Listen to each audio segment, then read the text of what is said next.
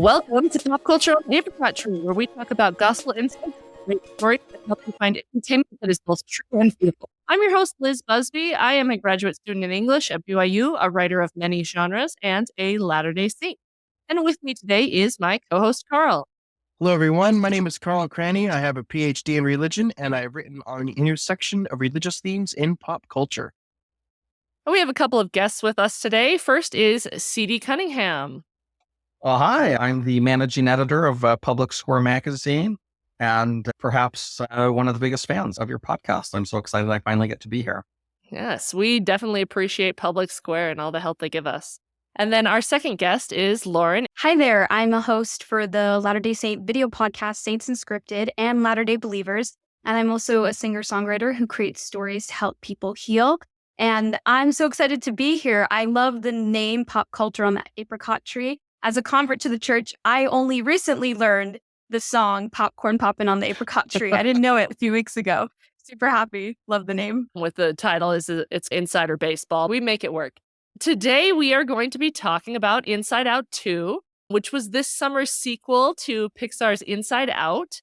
It's currently still only in theaters as of the time of recording, but it should be out on streaming by the time you're hearing this.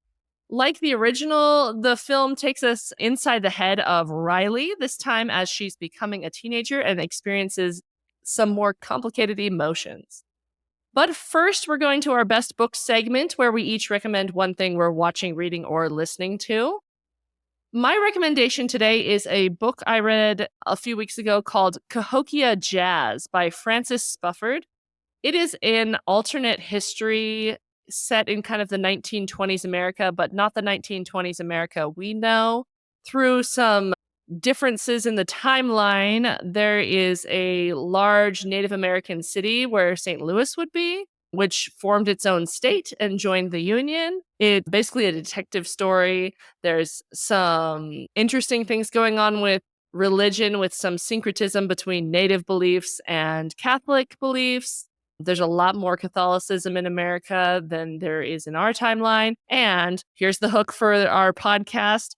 There's a lot of mentions about this state of Deseret that's talking about joining the Union in the 1920s. They're still negotiating over the issue of polygamy with the United States. It's really interesting how that alternate history is set up. Really fun book, good detective story, just excellently written and fun alternate history. So that's Cahokia Jazz by Frances Spufford. Carl, what have you got for us today? All right. Something that is just a much lighter read, but interesting one nonetheless to go back and review. I've been reading out loud the Little House on the Prairie series with my kids at night, and it's been delightful to read. I understand why these are such classics now. I never encountered them myself before. She has such a way with describing all the different things, the sky, the animals, the way the wind blows. Just Laura Ingalls Wilder paints a marvelous verbal picture, and my kids are having a great time listening to them. It's also fun to say, look, kids, back in Laura Ingalls Wilder's day, they just had to eat what their mom gave them because there wasn't any alternatives in the pantry. Why don't you suck it up and eat your food now? Let's go to bed.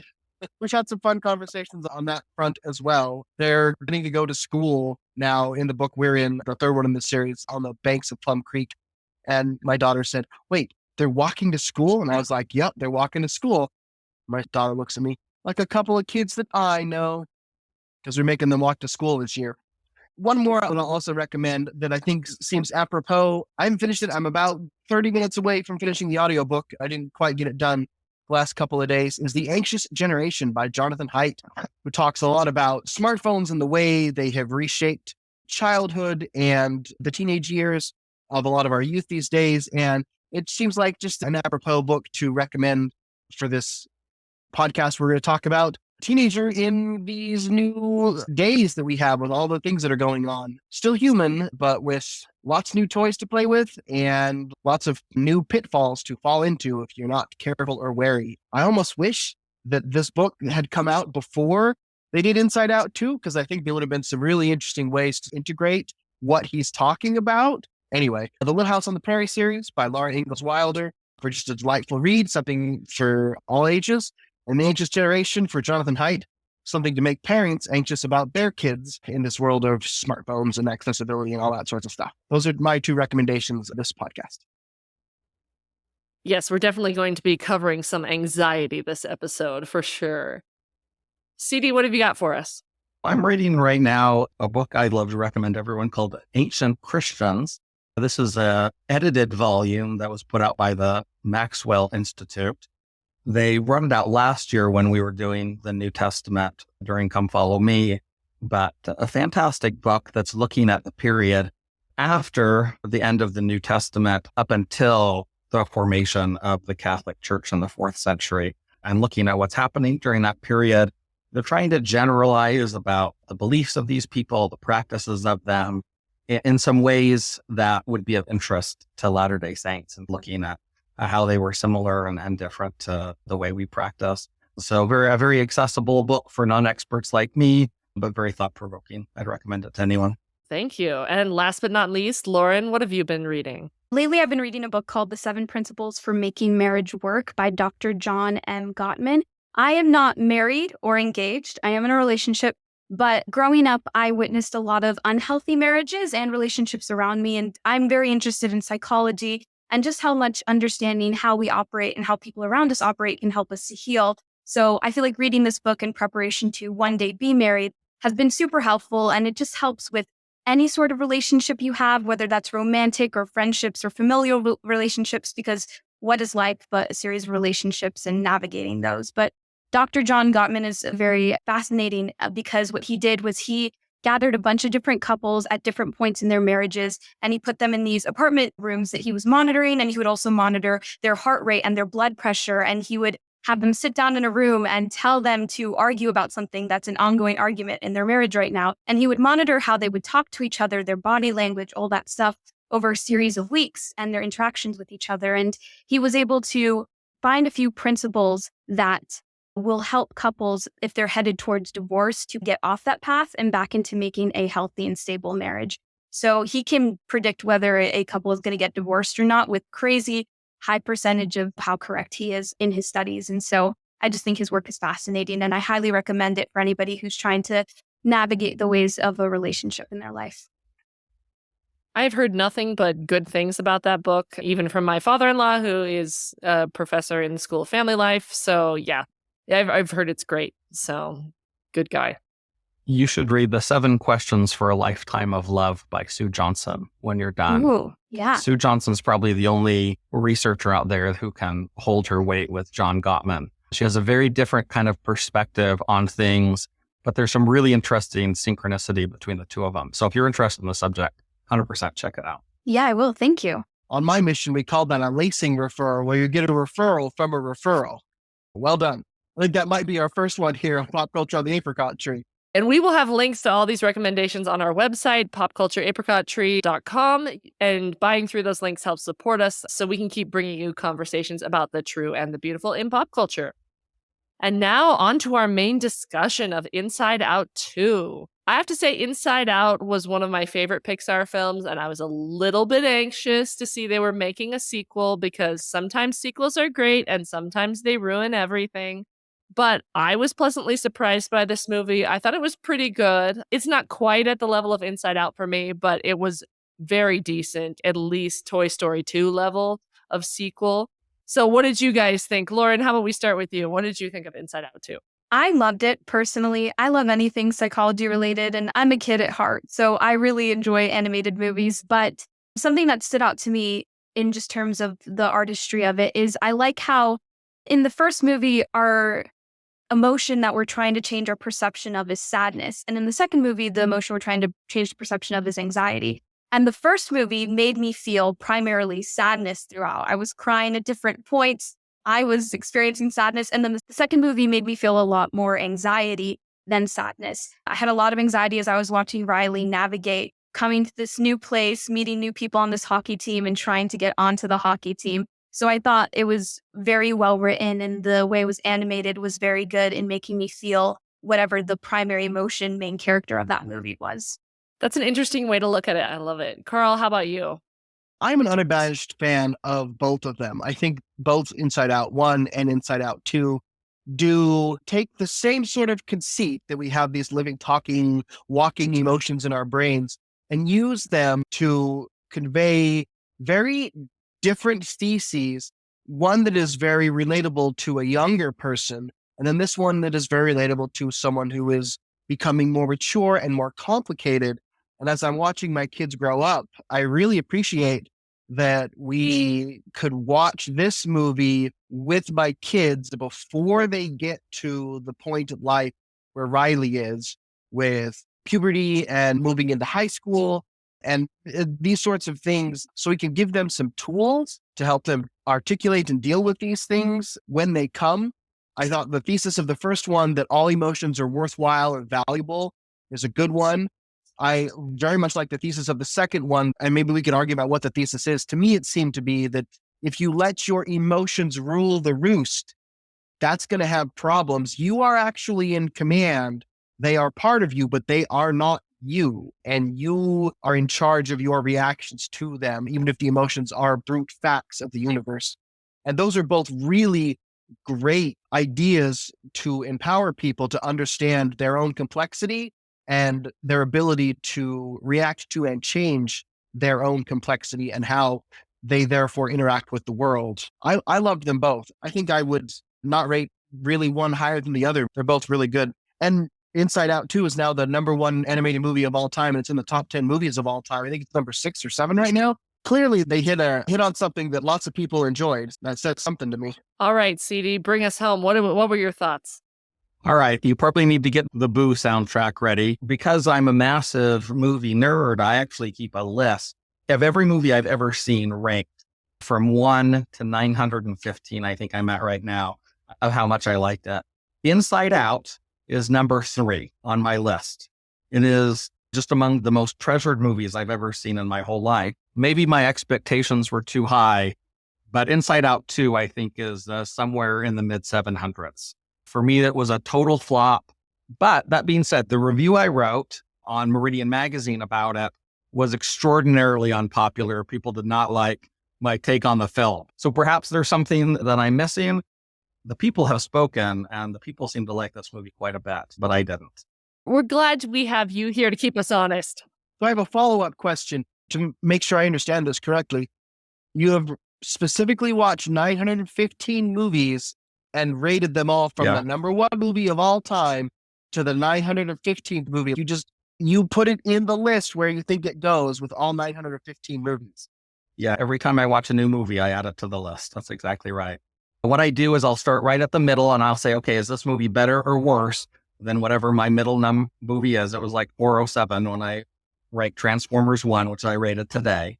And then I say, okay, it's better. All right, let's go up to 203. Is it better or worse than that? And that's how I start to hone in on the part of the list that belongs and how I rank them all. It's a super nerdy thing to do, and I love it. And I guess that's how I enjoy taking on my films. I love it. What is number 1 and what's one to number 915? Number 1 is The Life of Pi. Good choice. Which I know is also a very controversial film, but it hits for me. And number 915 is Balto 2. That is fair. See, sequels. They're not always a good idea. I'm sure you haven't seen Mulan 2 because it would probably be worse than that. I didn't even know there was a Balto 2. That just goes to show. How could there be a Balto 2? Anyway. Exactly. The story's done. I don't. I'm not going to watch it again to remind myself what the plot is, so you'll have to. That's fair. That's fair. I think one way that the movies do go together is it's the same artistic style, classic Pixar animation. It's got the same really good way of conceptualizing psychology, as you mentioned, Carl, with the different emotions. And then I'm a sucker for the puns in there with puberty as demolition day. That just made me die. It's so funny because it does feel like that when your teenagers start going through things.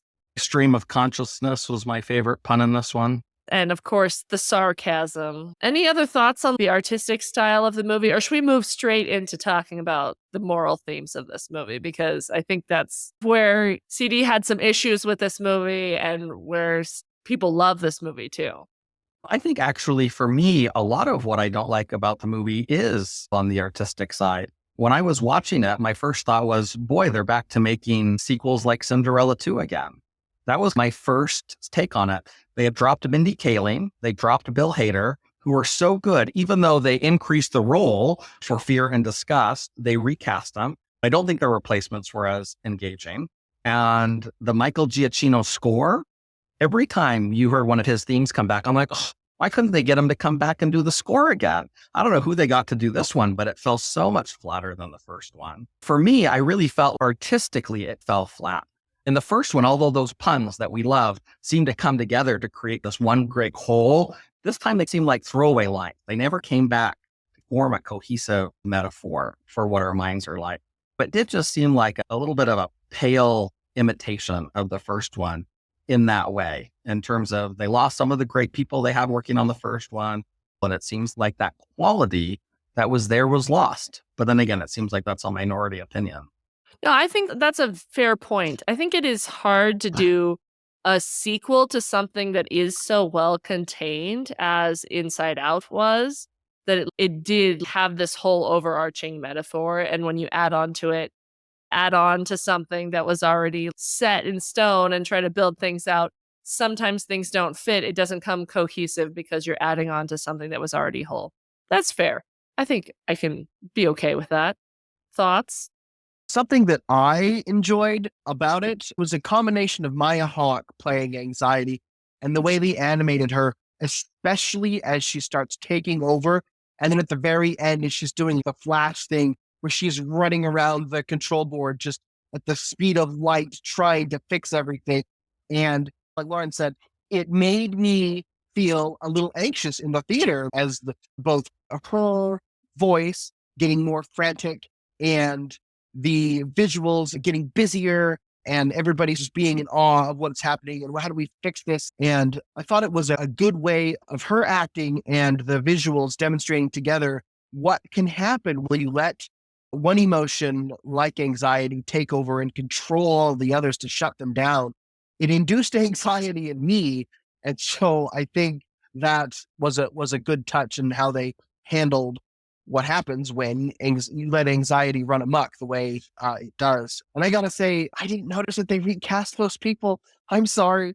So kudos to Maya Hawke, and I guess I'm not as a discerning person as CD is, but I thought everybody else seemed to do fine.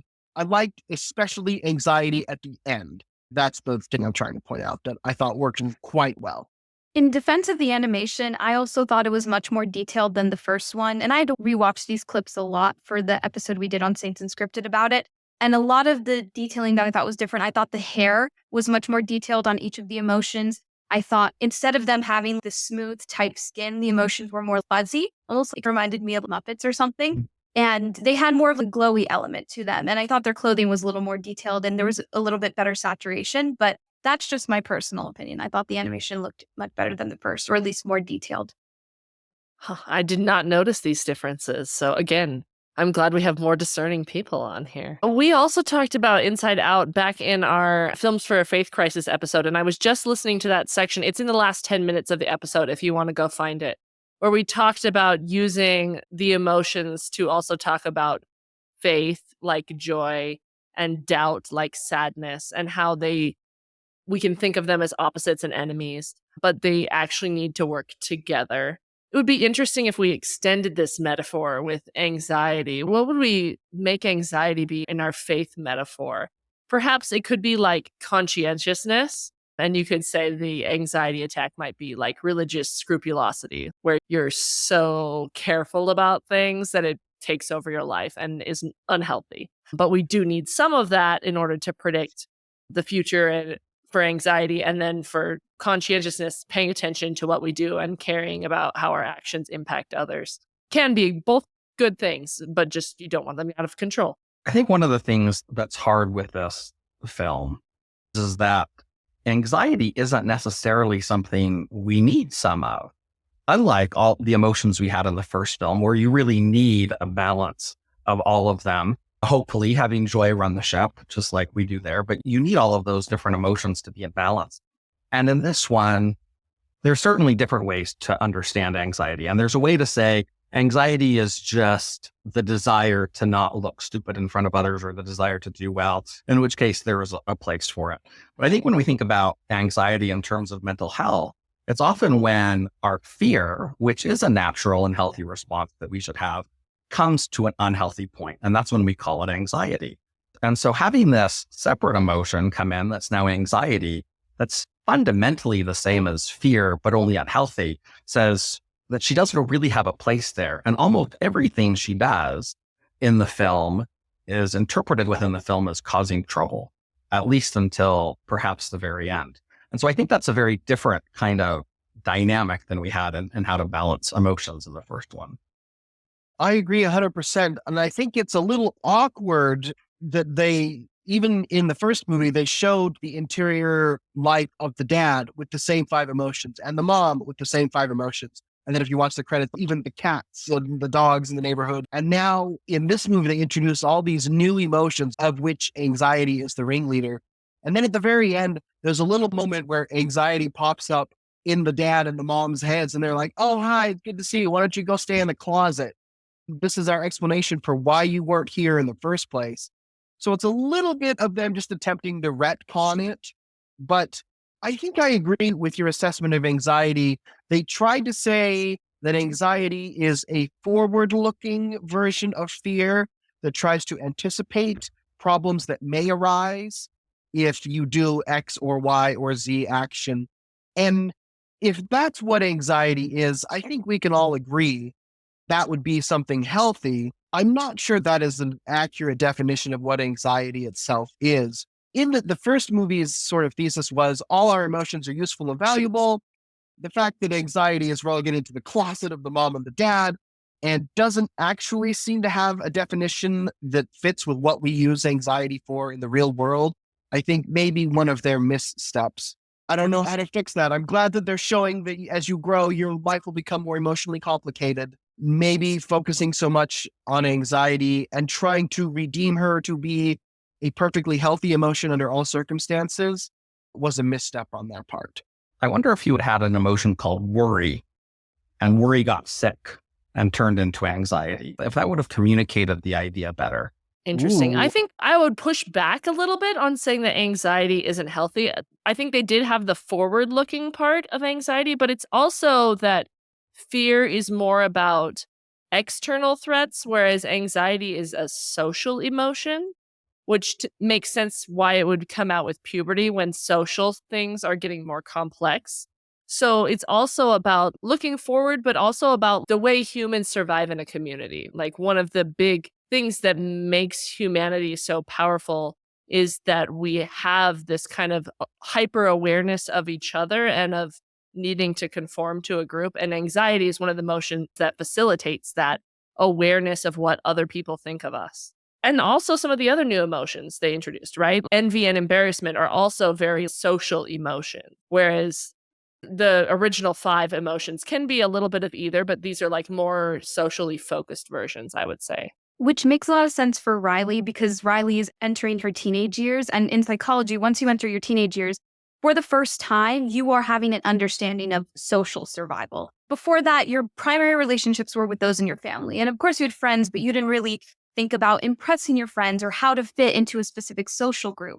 But in your teenage years, there's a lot of complaints from parents. So like, oh, my teenager now cares more about impressing their friends or spending time with their friends than spending time with me. And that's just the natural course of growth for humans because they want to be accepted by other people. And a teenager eventually becomes an adult and will have to leave home and leave their family. So it's important that they've created some sort of community that they can rely on outside of their family, in addition to their family. So they have that once they break away from their family and go out into the world. So you're very right in saying that it's a survival thing. And that would be the prime age for those emotions to start coming into play, which is why for the mom and dad and the other adults we see in the film, it's not as big of an emotion for them anymore because they don't need it at that point in their lives. It can still exist, but it's just not as necessary. Yeah, and I think it's very clear that they tie these new emotions to the old ones, right? That we have ennui, boredom is, wait, which color is he again? I can't remember now. Like Which one purple is he? It's He's purple. or like purple. a dark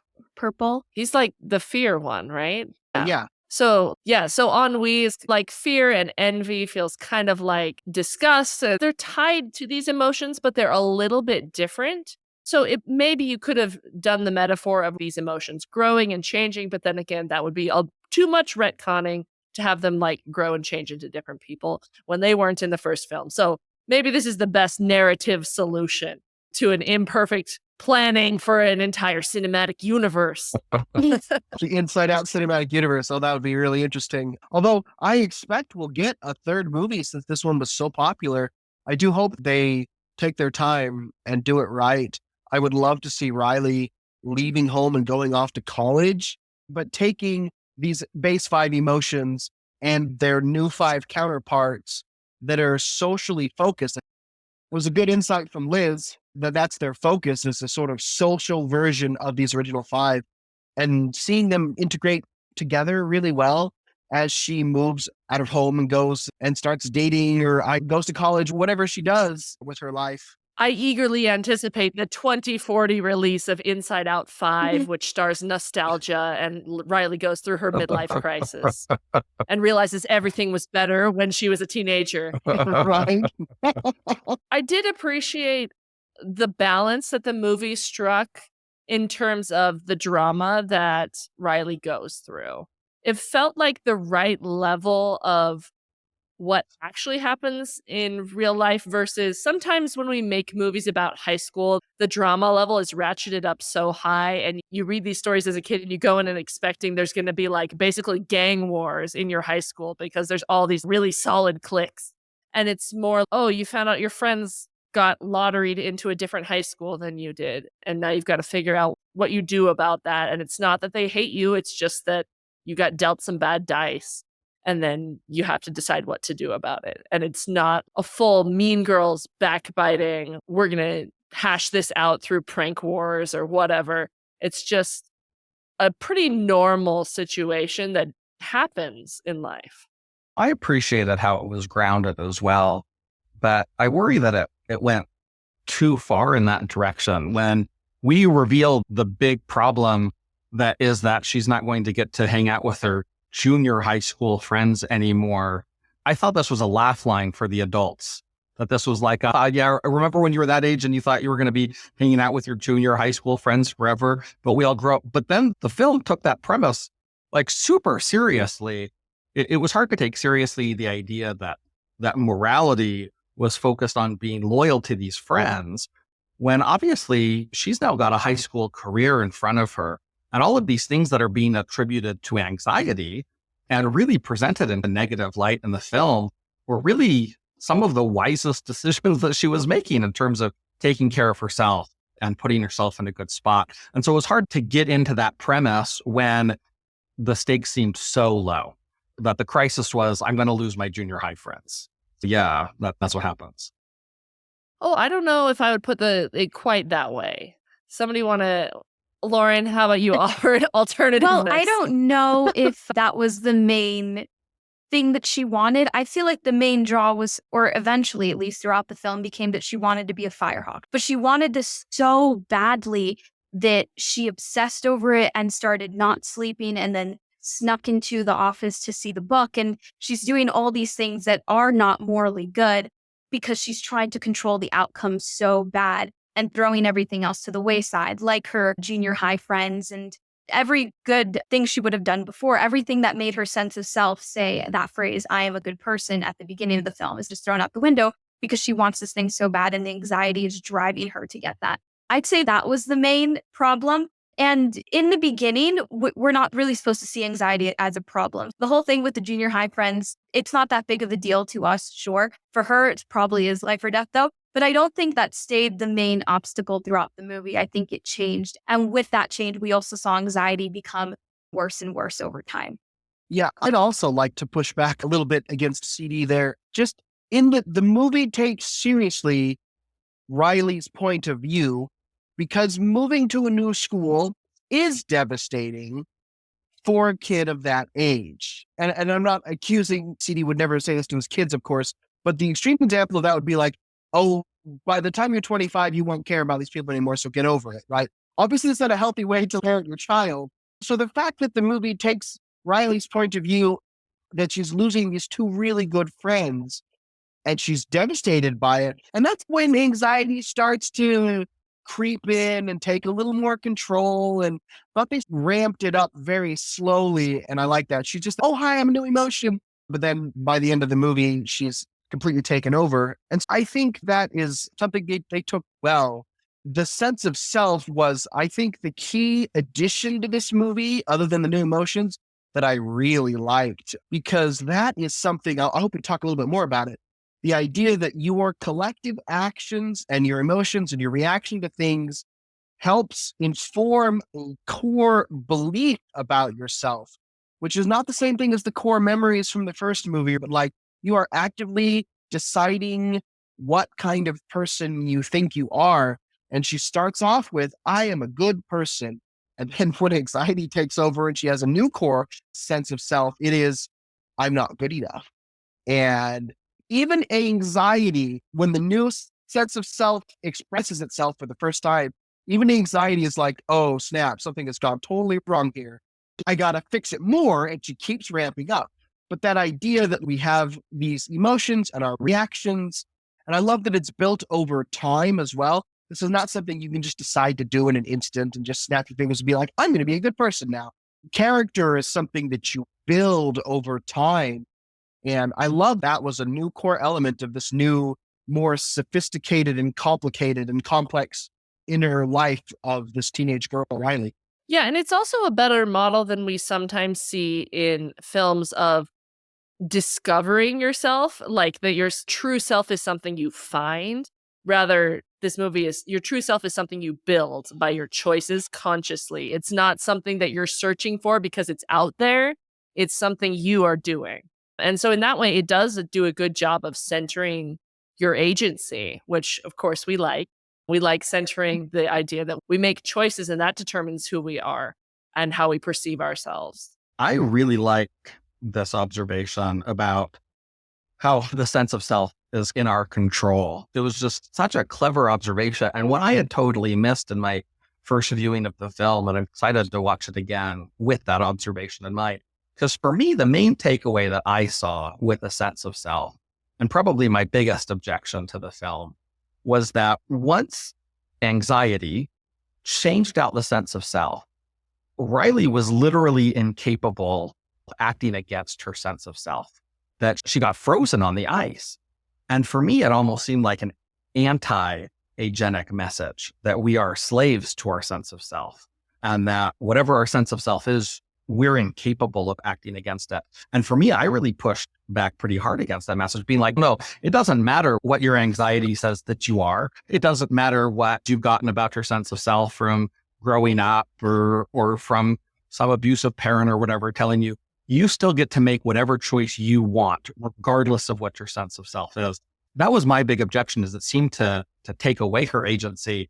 And so this perspective that I've read before this, and now you've articulated again, Liz, I think is a really interesting one and one that I think I missed on the first try. And maybe it's because it seemed like anxiety was doing it. And I really didn't see anxiety as a part of Riley, I think. She always seemed like an alien force.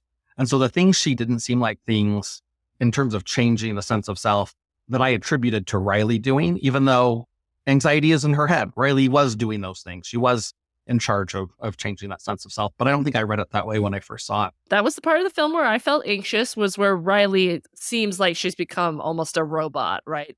That she's following these impulses and has almost no thought or control over it. We could extend this in a Latter-day Saint paradigm, right? That we believe we have agency, but sometimes if we make certain choices, that begins to limit our ability to choose, right? She's put herself in this situation where she feels like she's compelled to act a certain way because of the previous choices she's made. Flaxen cords, right? A little bit at a time, she's bound herself into a different person who is unable to act the way that she used to act. And she has to fight her way back from that to have some pretty serious consequences and evaluate, like, why am I doing what I'm doing? This was not good. How can I make this up to my friends? How can I bring this back to where it was before? And it requires some almost repentance by apologizing to her friends and to her team. Do you guys know Jeff Thane's moral intuitions? This idea that we have moral intuitions, but we need to train those moral intuitions, that not all of the decisions that we're making are totally logical, but they come from a lifetime of trying to train and making proactive decisions to build what those intuitions are. Anyway, you reminded me of that in the way you were talking about that maybe they're talking about kind of the same idea, that we're training our sense of self, and then our sense of self does take over. We do limit our agency through choices that we make. Our Roman Catholic friends would call that formation.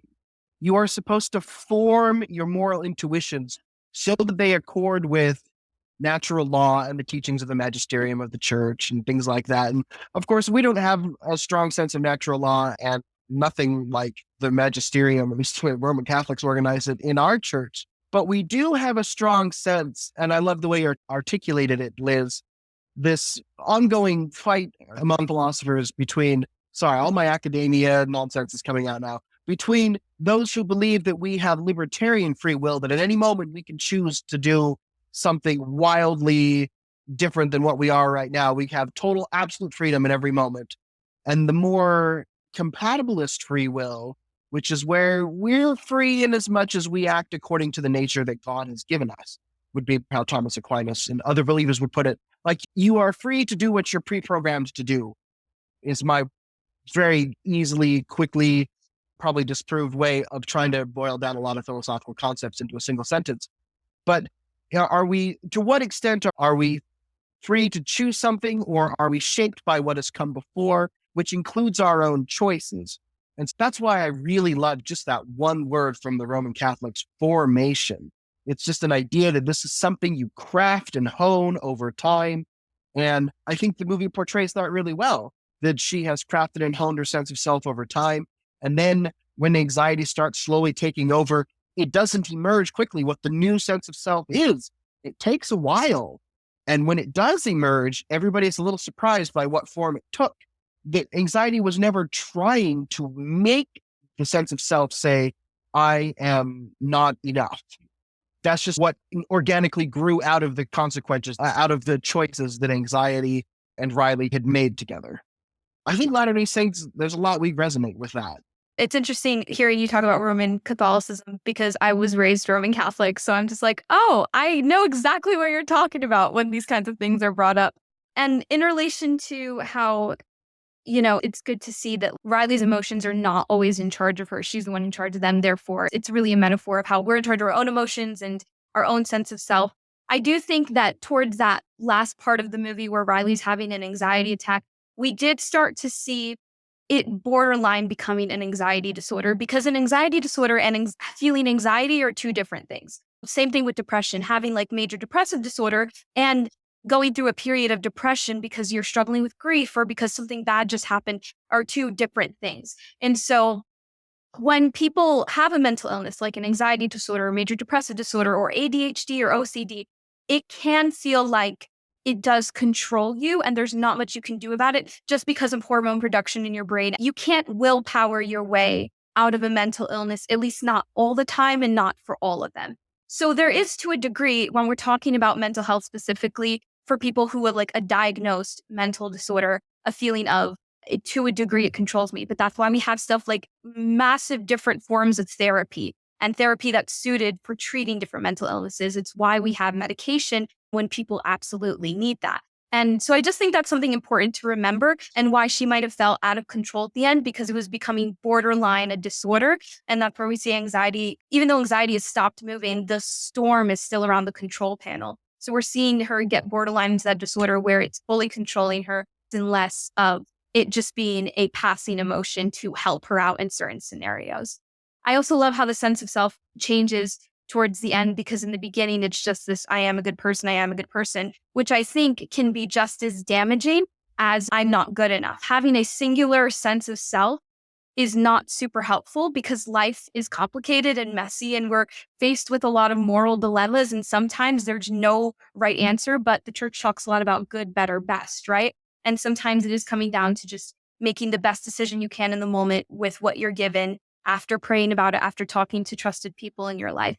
I feel like her final sense of self in the film, which is this beautiful combination of I am a good person. I'm a bad friend. I'm selfish. I'm kind. It's all these different thoughts she has of herself is the most healthy and most mature sense of self she can have because it's also realistic. Trying to force yourself under this umbrella of I am a good person is not healthy in the same way that saying she's a terrible person is not healthy. And I think that speaks a lot to repentance. Have to accept all the parts of ourselves, the parts of ourselves that are good and positive and aligned with what the Lord wants us to do, but also the parts of ourselves that are still imperfect. Because once we accept those imperfect parts, we're actually able to change them. We're not able to really motivate ourselves for long-lasting change through fear. Rather, it has to come from a place of love. It's truthful to say that we will always have imperfections because we're never going to be perfect. And that's why we need to rely on a savior. So accepting that helps us to view ourselves as works in progress without getting caught in the trap of perfectionism. Does that make sense? Yeah, I like the way you've put that. There's both the fragility of believing that we are one thing and we're good, and the fragility of believing we're one thing and we're bad and we're irreparably damaged, right? Right. Which I think is where a lot of people in the church who are worried about therapy culture, I think that's what they're worried about, is this idea that, like, I have depression, therefore I can never X. I have anxiety, therefore I cannot Y.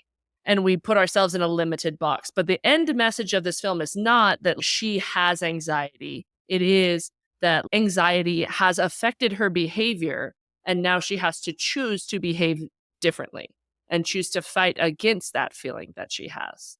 So it is getting us away from this essentialist message and saying that we are a child of God. We are also the natural man. And we have both. And that's like a gospel fact for us that we need to work on those and that we will never succeed completely in working on those. And like you said, we need a savior as well. And we need grace.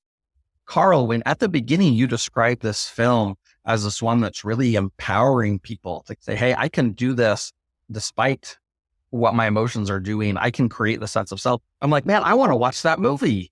It was this really great vision. So I'm really inspired, I think, to watch this movie again through the lens that you had and see if maybe it can be a tool to teach some of those lessons to my kids. I'll be curious if it goes up in the rankings if you rewatch it. I'll be curious too. Yeah. What happens after this anxiety attack is she apologizes to her friends and she gets back on the ice and then she wants joy. And the emotions say, Riley wants you to joy. And the control panel lights up in yellow to indicate that she wants to feel joy right now. That's another actually nod to Riley being able to control her own emotions. She wants to feel joy, so she calls joy over to the control panel and she's able to feel joy. And she's skating, and then it's like a cut to her at her locker with her friends, with her friends or one of them. And she's like looking through her locker or whatever and talking to one of them. And then all of a sudden she gets a ding on her phone. She looks at it, then she looks up at the camera, and then it cuts. The assumption is that she made the team in the Firehawks, but we don't know for sure. That's the point. Okay, for our closing segment, we give every movie 3 ratings. The first rating is for content, which means clean versus objectionable material. We rate a film on celestial, terrestrial, telestial, or outer darkness.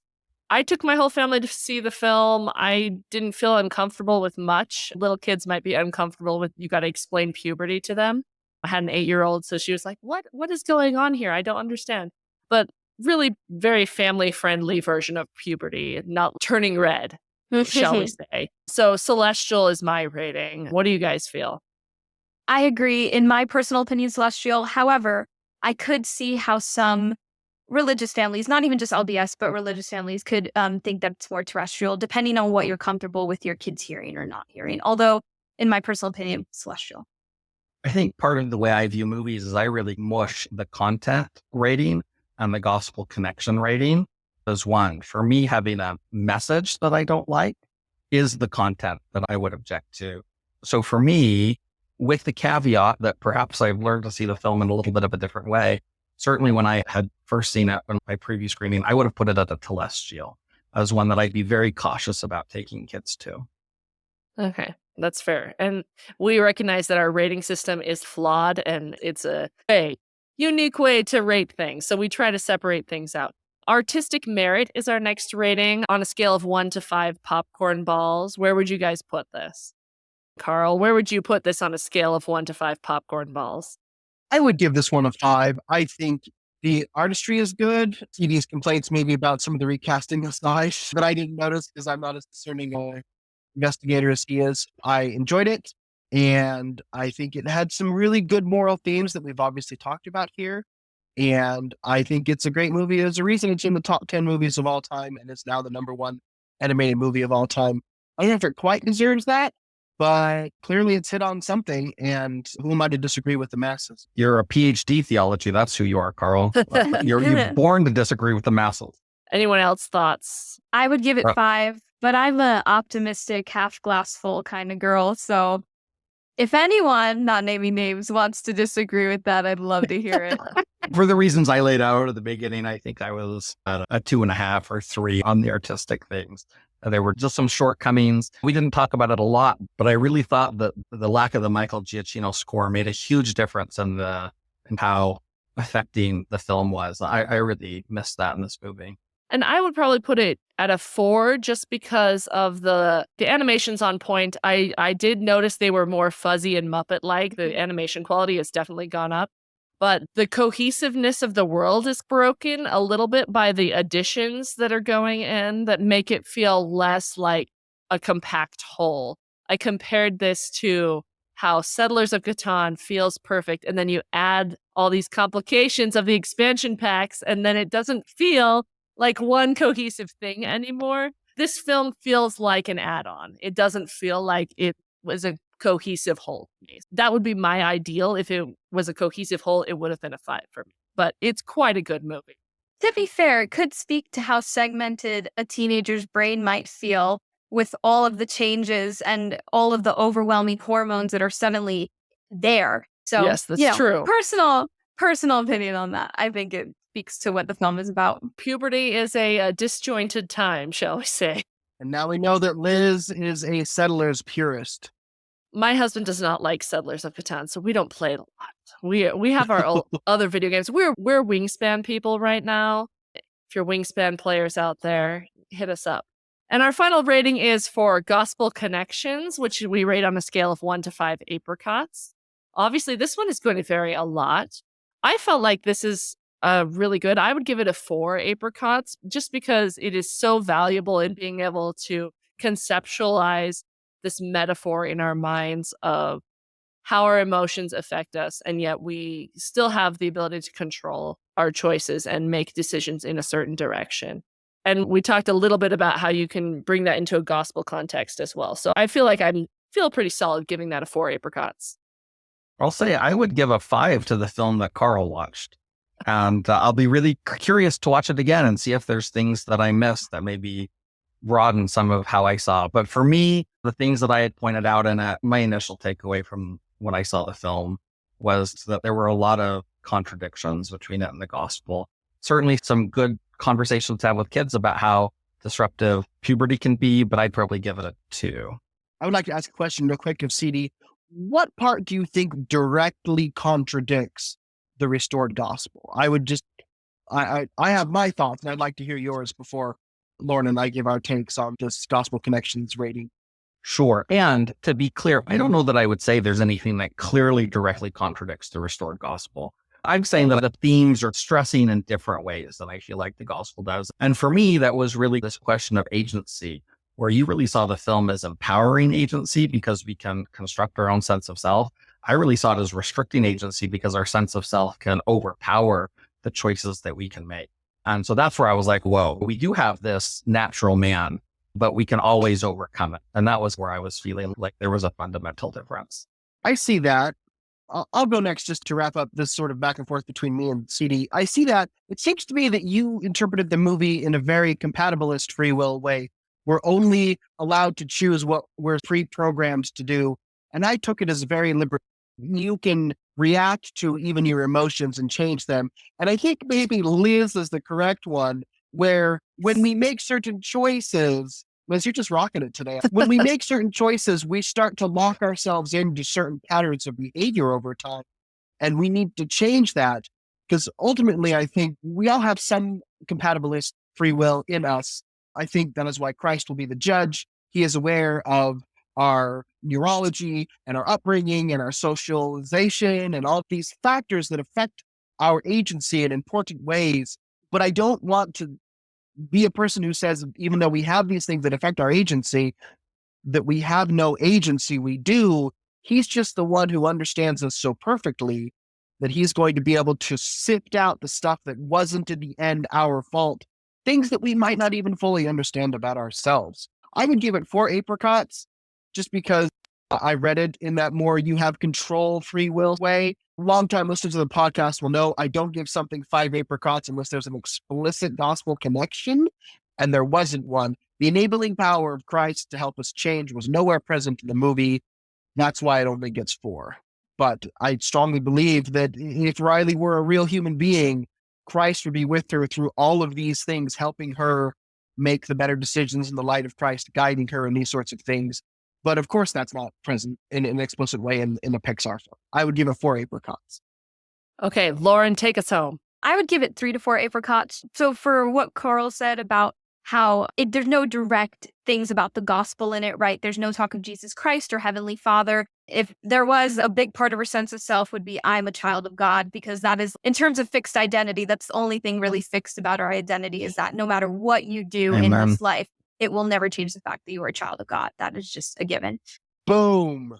But I do think there are a lot of things that the movie can help people to learn about their own emotions. And I think a lot of it definitely is metaphorical, because we don't have a control panel up here with a bunch of little beings running around like, what do we do? What do we do? You know, every time you have to make a decision. It is your choices. And the movie is just meant to illustrate that by individualizing each of Riley's emotions into these different beings. You have to take it for what it is, which is an animated movie at the end of the day. And I do think it has some great moral messages. I think they can get lost in in how our perception of it is if we choose to see more of Chris's view of it versus Carl's view of it. And that's why I think I'd put it in that 3 to 4 range, maybe a 3.5 for the apricots. All right. Good ratings, good discussion. Thank you all for joining us. You can find my writing and book reviews at lizbusby.com. Carl, where are you at lately? I'm still on Twitter, and I'm going to call it that till the day I die, at Carl Cranney. CD, where can people find you? You can see most of my work at publicsquaremag.org, but I write my movie reviews for Meridian Magazine, which is ldsmag.org. Okay, and Lauren, where can people find you? I am on Instagram and TikTok under the handle at Lady Lauren Cassidy. I'm also on the YouTube channel Saints Unscripted and Latter-day Believers, and I have my own YouTube channel under my name, Lauren Cassidy. There we go. And we will link the Saints Unscripted video about Inside Out too, because it was awesome and we appreciate that. And don't forget to link Chris's very wildly unpopular review of the movie, so you can see contrarian takes. What all the hullabaloo was about. I like Transformers. That was my latest. I like that one, so no one seems to hate me for that. We'll link that one instead.